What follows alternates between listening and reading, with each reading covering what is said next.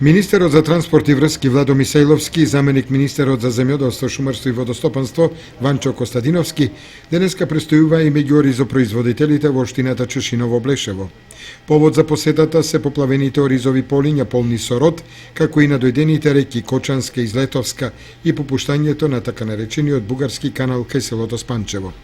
Можеме да констатираме дека повторно на овој дел кај што сме сега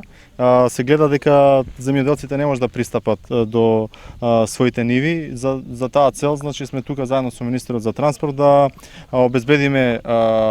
конкретно механизација која што е потребна за да пристапи кон регулирање на овој дел, на овој пропуст и да обезбедиме материјал кој што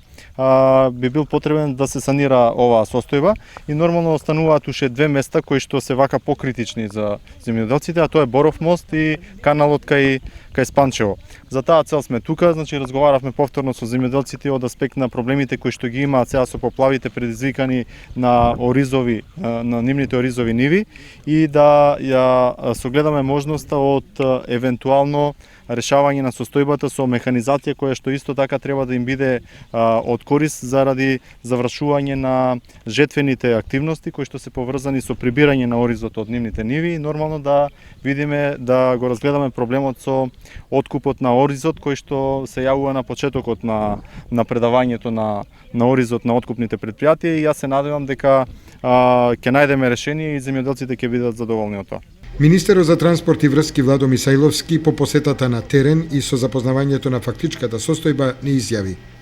Денеска ќе ги посетиме сите места да видиме што можеме да санираме, што можеме да помогнеме. Јас со заменик министерот ќе гледам да обезбедам дополнителна механизација за потребите на земјоделците. Благодарност до сите граѓани што дојдоа денеска да разговараме, да видиме што се критичните места и очекувам дека во овој ден ќе најдеме дополнителна механизација да им помогнеме на луѓето, бидејќи во наредниот период следат и нови врнежи. Иако ние како влада доделивме нафта за сите општини во Република Македонија, станува збор за преку 700.000 литри нафта. Веќе општината ги има добиено нафтата и веднаш почнале со работа, но мораме поагилни да бидеме за да бидеме спремни за следниот период.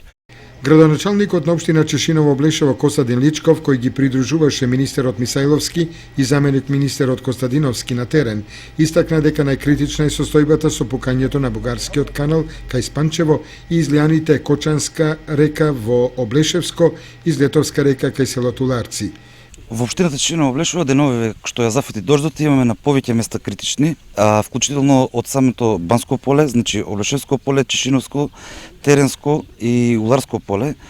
Како што каже министерот, веќе имаме пукање на одводниот канал кај село Спанчево, веќе имаме изливање на Кочанска река, на делот до Уларци кај Злетовска река имаме изливање, значи веќе оризовите површини се под вода и самите земјоделци со нетрпение чекат да се истече водата и на некој начин да се соберат берикетот. Со ова излавање на министрите на самиот терен се надевам дека во најбрз рок ќе излеземе на терен и ќе ги санираме сите потребни штети што ги имаме и се надевам дека земјоделците во најскоро време ќе почнат да се остваруваат жетвата и ќе завршат со жетвата да ја биде берикет на оваа година.